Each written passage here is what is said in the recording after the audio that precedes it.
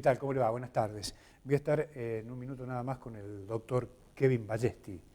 Vamos a conversar sobre la noticia que se conoció en las últimas horas sobre el inicio del proceso de cierre del yacimiento Caimancito. El gobernador Morales estuvo en el Parque Nacional Calilegua acompañado por los candidatos Risotti y Sara Pura, entiendo, viendo lo que pasa ahí con los pozos petroleros. Y le voy a preguntar al doctor Ballesti cómo sigue la historia a partir de esta noticia. En un minuto se lo pregunto, en un minuto. Pero antes que nada quería reflexionar sobre este modelo de nepocracia que rige en la provincia de Jujuy, el nepotismo enquistado en las empresas que crea el propio Estado. ¿Sí? Es una característica del gobierno del señor Morales. Y en este sentido me pregunto si realmente el Estado debe ser o no empresario. Las empresas creadas por el Estado a la larga terminan, por los antecedentes, transformándose en botines de guerra a los fines de los intereses políticos. El antecedente histórico es que lo que dejan las empresas creadas por el Estado son un fenomenal número de empleos innecesarios y el despilfarro incontrolable de recursos. Es decir, esta es la síntesis. Habrá por allí alguna excepción, pero en líneas generales este es el cuadro. Además de ver en cada oportunidad un negocio, el gobierno de Morales, me parece a mí, padece una suerte de bohemia de izquierda que ya no existe en los gobiernos modernos. Y esa tosquedad ideológica lo llevan a emprender negocios que bien podrían ser sugeridos al sector privado. Porque en rigor de verdad, yo creo que usted va a coincidir conmigo, el Estado está para garantizar salud, educación, seguridad, que hoy no lo hace con la eficiencia que todos esperamos de acuerdo a los impuestos que pagamos. Pero con esto tiene basta el Estado. ¿Se da cuenta? En países prósperos, las empresas estatales representan la excepción, no la regla. Y tengo algunos ejemplos para que usted pueda entender el contexto. Hay algunos ejemplos, como le digo, que están bien justificados. Por ejemplo, Statoil es una empresa importante noruega, es una empresa estatal o con capital accionario mayoritario del Estado, que se comporta como una empresa privada. Es decir, las reglas que sigue son las que se implementan en el sector privado. ¿En cuanto a qué? En cuanto a los controles, a la rendición de cuentas, a su plan de negocios, tiene la contabilidad al día. Es decir, es una excepción porque entiende las reglas de juego. De manera que los antecedentes no son los de un botín de guerra del gobierno noruego, nada más lejos que eso. Eso no existe. Tristemente no es el caso jujeño, donde, por ejemplo, al frente de una compañía estatal, como es Jujuy Litio, tenés a un señor como Abud Robles. ¿Se da cuenta? Creo que es viable la participación estatal en sociedades anónimas, por ejemplo, que es el formato habitual que vemos en cada caso, siempre y cuando a ese formato se lo blinde del poder político de turno. Es decir, que el poder político esté lo más lejos posible. Solo blindando y dejando de actuar, me parece a mí, en forma independiente al directorio de estas sociedades anónimas, realmente generan valor y no déficit. ¿Se da cuenta? Cuando la política está lejos, hay superávit. Cuando la política está cerca, hay déficit. Para que usted lo sepa. Pero, insisto, no es el modelo del nepotismo empresarial que propone Morales el ideal. Es un delirio, por ejemplo, que su hijo maneje una empresa de la que se conoce poco sobre la temática de la producción, en este caso de aceite de cannabis. Yo sé que el gobernador está molesto personalmente sobre este tema conmigo, ahora seguramente está molesto por otros temas, pero particularmente sobre este tema, porque hablo del hijo, pero yo no hablo del hijo en lo personal, hablo del hijo en este contexto. Me parece que lo ideal es que la arquitectura del diseño del directorio de esta o cualquier empresa con participación accionaria del Estado sea integrado por actores independientes. Está probado que esto garantiza mejores resultados. Pero insisto, los directorios son antinepotismo. Los directores surgen, en todo caso, de una terna, presta atención, surgen de una terna propuesta por empresas cazatalentos que exige a los postulantes a ocupar esos directorios bajo un esquema de requisitos muy rigurosos. Es decir, por ejemplo, en Noruega no tendrían ninguna posibilidad ni el señor Oeller, que está en Gense, ni el señor Palomares, que es gerente de no sé qué cosa, y menos un personaje como Robles.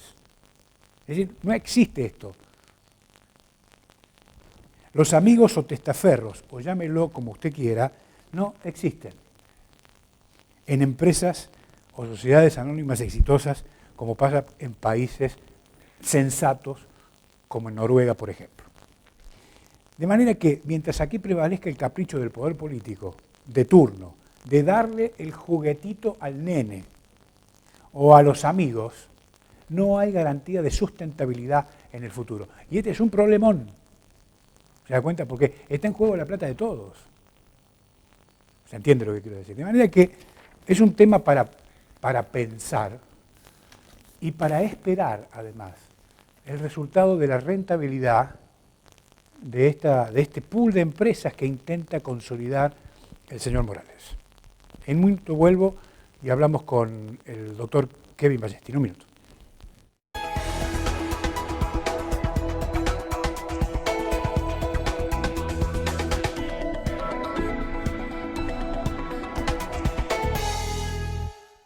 Gracias, director, muy amable. El doctor Kevin Ballestín con nosotros. Gracias por estar acá, doctor, muy amable. ¿Cómo andás? Gracias a vos por la invitación, Alejandro. La verdad que un placer estar acá otra vez. Bueno, doctor, le consulto. Inició el proceso de cierre de yacimientos en Caimancito. La noticia se conoció a través de un parte que emitió el gobierno este último fin de semana. No hay mayores detalles sobre esto. ¿Cómo sigue la historia ahora? Y ambientalmente, el parque va a seguir igual, ¿sí? Porque acá hay que tener en cuenta, hay que dividir dos aspectos. Lo que hace la política provincial en materia de producción, y principalmente lo que es la generación de energía, porque el hidrocarburo está para eso, para generar energía, y eso corresponde a la Dirección de Minería e Hidrocarburos de la provincia. Y por otro lado, lo que es la política ambiental, que corresponde al Ministerio de Ambiente, que tiene un impacto concreto en la política productiva, porque sabemos que la actividad petrolera tiene uno de los riesgos muy importantes de derrame y de contaminación de los pozos petroleros hacia subsuelo, suelo, aguas, napas y toda la biodiversidad, que en este caso inclusive el condimento especial es que estamos en una zona de reserva, porque es un parque nacional que obviamente está destinado, o la creación de este parque, la finalidad es conservar la biodiversidad, conservar las especies de la flora y la fauna autóctona, con lo cual hay una importancia en todo esto, pero hay que ver qué es lo que se está haciendo, qué es lo que se ha hecho, lo que se va a hacer en materia ambiental para empezar a remediar este parque, sobre todo las zonas que han sido altamente contaminadas por los derrames de hidrocarburos. Ahora, digamos, la remediación viene a posteriori del cierre. ¿Es así el proceso? Sí y no. Ajá. A ver, ¿qué es lo que hay que entender acá? Si nos retrotraemos a 3 años y medio, casi 4 años atrás, en diciembre del 2015 se sanciona una ley que es la 5889, por la cual se hace cesar definitivamente la actividad hidrocarburífera en el Parque Nacional de Carilegu, ¿sí? Con lo cual toda norma, decreto, contrato queda sin efecto. se faculta al Ministerio de Ambiente y a las autoridades de aplicaciones en materia hidrocarburífera para empezar todas las actuaciones que tiendan a hacer cesar esto. Y al mismo tiempo se faculta al propio Poder Ejecutivo para iniciar las acciones legales, porque acá hay alguien que es responsable de este daño ambiental, ¿sí? Y hay que retrotraerse mucho tiempo más, ya en la década del 60, con la aparición de YPF Sociedad del Estado, ¿sí? ¿Se acuerdan cuando varios programas atrás yo le había dicho que estos casos ambientales tienden a ser muy complejos? Sí. Bueno, acá tenemos a YPF Sociedad del Estado, que vino en la década del 60, el Parque Nacional se crea en la década del 70, ya con la llegada del menemismo en los 90, YPF Sociedad del Estado pasa a ser una sociedad anónima, pasa a capitales privados, Sí. y de ahí YPF deja de operar y cede, ¿sí?, esta actividad en manos de otras empresas. Durante todos los 90 y 2000 viene una serie de empresas, una unión transitoria de empresas entre NECOM S.A. y Petróleos Sudamericanos, después vino Pluspetrol, llegó JHP y posteriormente, hasta hace muy poquito tiempo, estaba PetroAP. Las últimas dos empresas chinas. Chinas.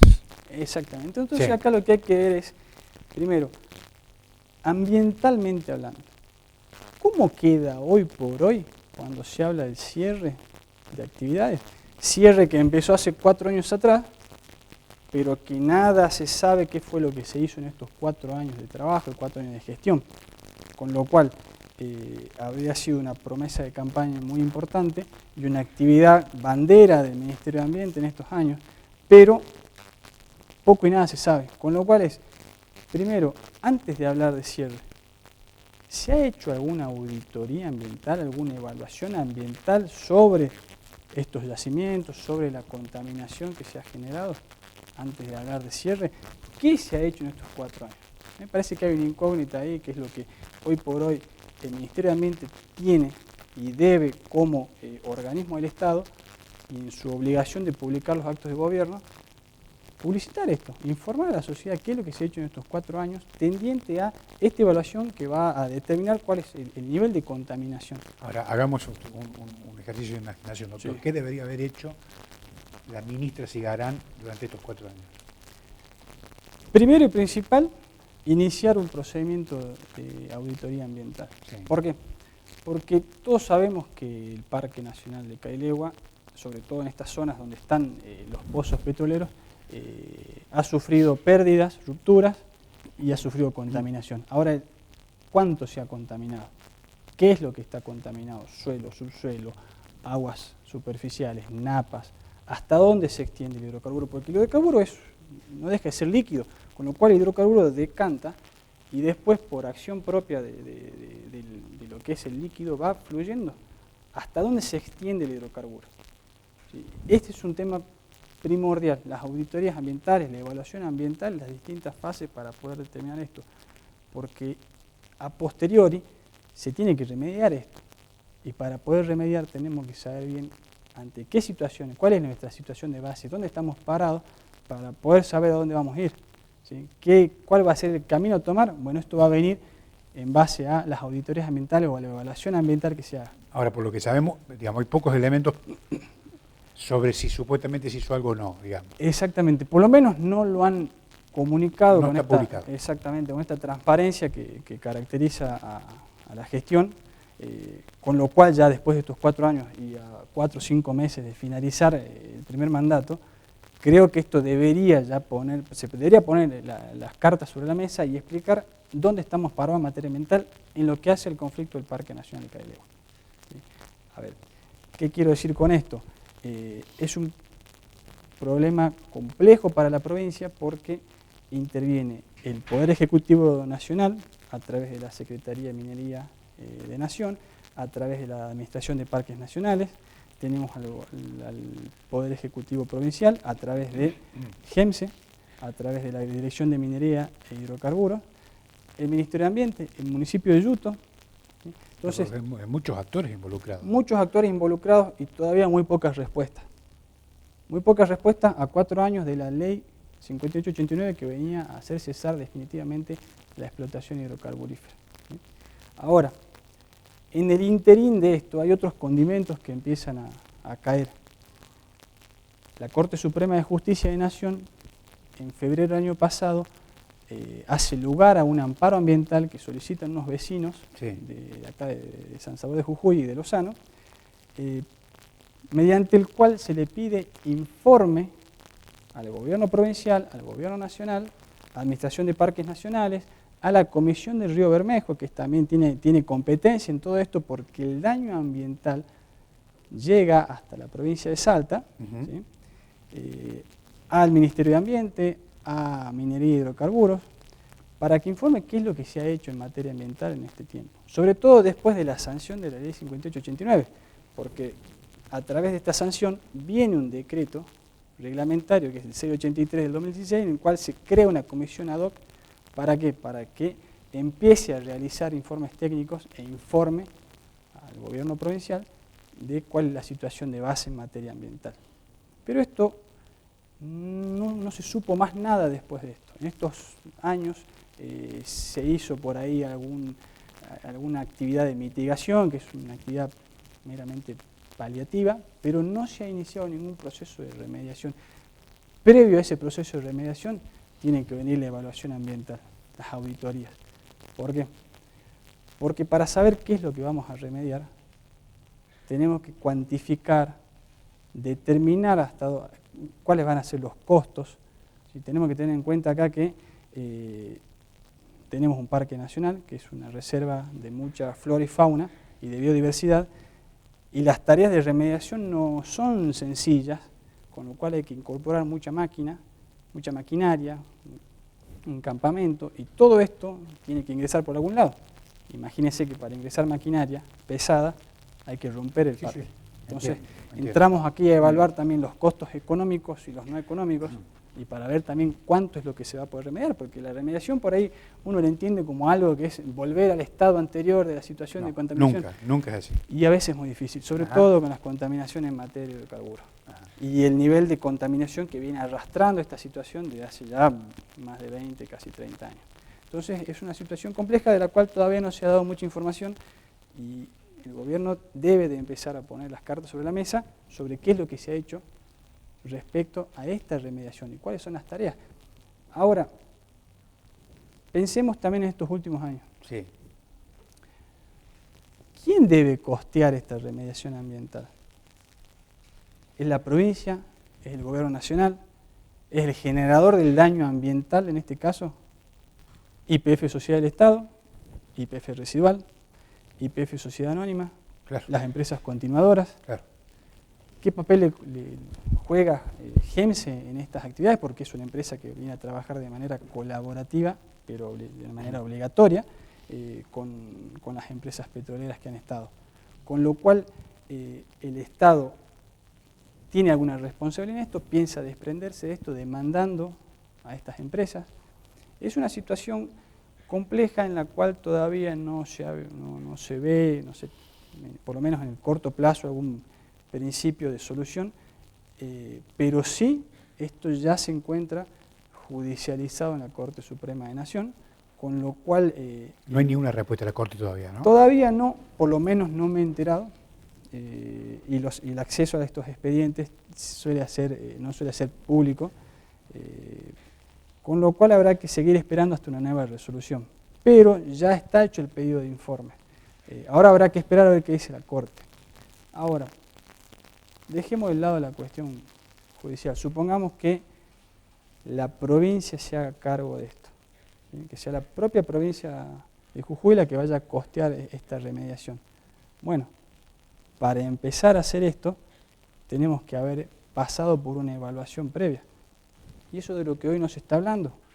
Yo no he visto a funcionarios del Ministerio de Ambiente o funcionarios de Minería y Hidrocarburos o los funcionarios de GEMSE decir, bueno, ¿cuál es el estado de situación ambiental? ¿Hasta dónde se extiende el daño ambiental? ¿Cuál es el tipo de contaminación? ¿Sí? Y esto es fundamental para dar un segundo paso. Empezar a ver qué tipos de tareas son las que se van a realizar para empezar a remediar. Acá se va a venir a excavar y a sacar el suelo, a remover el suelo, o se va a hacer algún tipo de descontaminación en el lugar. ¿Cuánto habrá que romper? cuánto tiempo va a tardar esto, cuánto va a costar.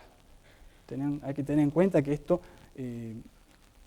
son valores en dólares, con lo cual tenemos un panorama de elecciones que no sabemos si el dólar a fin de año lo tenemos arriba de los 60 o 70 pesos. Claro.